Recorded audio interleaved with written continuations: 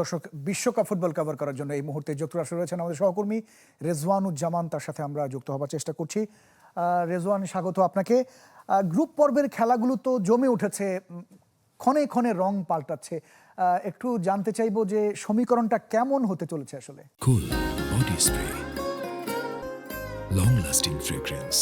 ইমতিয়াজ, আসলে সমীকরণটা কিন্তু খুবই কঠিন এখন পর্যন্ত। বলা যায় যে সব বড় দলই কিন্তু আসলে ধাক্কা খেয়েছে বলা যায়, কেবলমাত্র আর্জেন্টিনা কিংবা জার্মানি বাদে। এই দুটো দলই ভালোভাবে সহজভাবে বিশ্বকাপ শুরু করেছে, বাকি দলগুলো কিন্তু আসলে ধাক্কা খেয়েছে বেশ কয়েকটি দল, সেটা কিন্তু আপনারা দেখেছেন। এবং একইভাবে যদি বলি ফ্রান্সও জিতেছে, ব্রাজিলের কথা যদি বলি তারা ধাক্কা খেয়েছে, স্পেনের কথা বলি তারা ধাক্কা খেয়েছে। সেই জায়গাটায় কিন্তু আসলে খুব কঠিন লড়াই অপেক্ষা করছে, কেননা 12 গ্রুপ থেকে 12 দুগুণে 24টি দল সরাসরি যাবে গ্রুপ চ্যাম্পিয়ন এবং রানার্স আপ হয়ে, এবং সেরা 8টি তৃতীয় দলও কিন্তু যাওয়ার সুযোগ আছে। সব মিলে 32 দলে বাদ পড়ার সম্ভাবনা কম এখন পর্যন্ত আমার কাছে মনে হয়, কিন্তু গ্রুপ চ্যাম্পিয়ন হলে যে গতিপথটা হবে, রানার্স আপ হলে কিন্তু সেটা অন্যদিকে চলে যাবে, থার্ড হলে অন্যদিকে চলে যাবে। এবং চ্যাম্পিয়ন হলে আপনি সহজ প্রতিপক্ষ পাওয়ার সম্ভাবনা আছে, রানার্স আপ হলে তার চেয়ে কঠিন, থার্ড হলে তার চেয়েও কঠিন।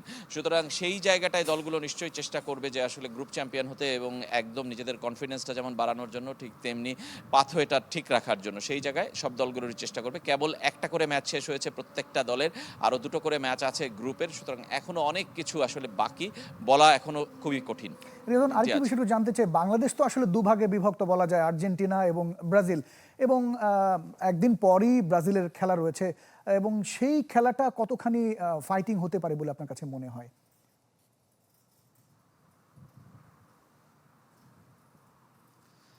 ব্রাজিলের খেলাটা একদিন পরে আপনি বলেছেন ঠিকই। ব্রাজিলের ম্যাচ কভার করার জন্য আমাদের আরেকজন সহকর্মী ফয়জুল ইসলাম, তিনি কিন্তু হিউস্টন চলে গিয়েছেন, এবং সেই ম্যাচ তিনি আসলে কভার করবেন এবং তিনি জানাবেন আপনাদেরকে এবং দর্শকদেরকে সেই ব্রাজিল ম্যাচের সব শেষ আপডেটগুলো। কিন্তু আমি যেখানে আছি সেটা ডালাসে, সেখানে আর্জেন্টিনার ম্যাচ হবে, বাকি 2টি ম্যাচ গ্রুপের। আমার এখান থেকে একটু বলতে পারি যে ব্রাজিলের জন্য খুব সহজ হবে এমনটা নয়। নেইমার এই ম্যাচেও খেলবেন বলে আমার মনে হয় না, যেহেতু তিনি কেবল ইনজুরি কাটিয়ে আসলে মাঠে অনুশীলনে ফিরেছেন, তাও পূর্ণোদ্যমে অনুশীলন সেটা বলা যাবে না, 1 দিন থেকে 2 দিন অনুশীলন করেছেন। তাকে খেলাবেন কিনা কোচ কার্লো আনচেলত্তি, সেটা একটা প্রশ্ন। খেলালেও আমার ধারণা যে সাবস্টিটিউট হিসেবে তিনি নামবেন অল্প সময়ের জন্য। আর হাইতির সঙ্গে ম্যাচটা নর্মাল হিসাবে খুব সহজ হওয়া উচিত ব্রাজিলের ক্ষেত্রে, কিন্তু সেটা হবে কিনা সেটা বলতে পারি না, কেননা ব্রাজিল কিন্তু খুব ছন্দময় ফুটবল খেলেছে প্রথম ম্যাচে, এমনটা বলতে পারছি না।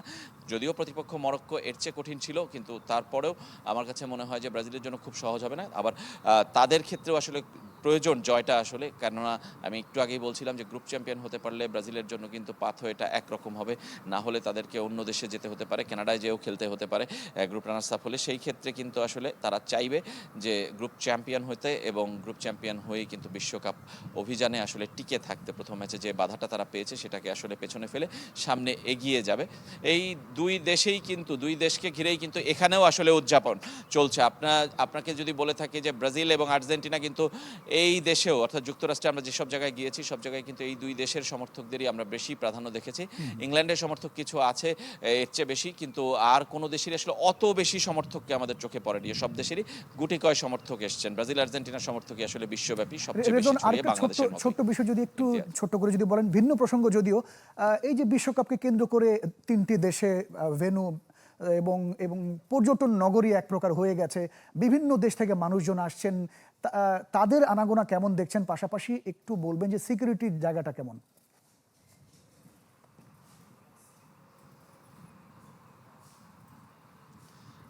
তাদের আগ্রহের কথাটা যদি বলি, সেটাই আমি যেটুকু বলতে পারি যে যারা এসছেন তাদের কারণেই আসলে বিশ্বকাপের ভাইবটুকু আমরা এই যুক্তরাষ্ট্রে বুঝতে পারছি।